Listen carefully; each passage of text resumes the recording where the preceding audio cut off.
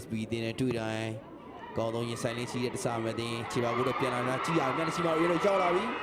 လင်းလေဦးပြန်လေရှင်းလာခဲ့တာဖြစ်ပါတယ်ဇာမတင်ဇာမတွေကတော့ပနယ်တီပြစ်တဲ့မော်တွက်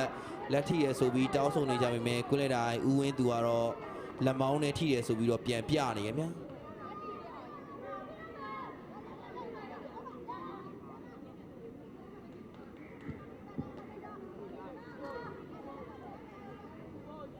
လင်းလေဦးလက်နဲ့တော့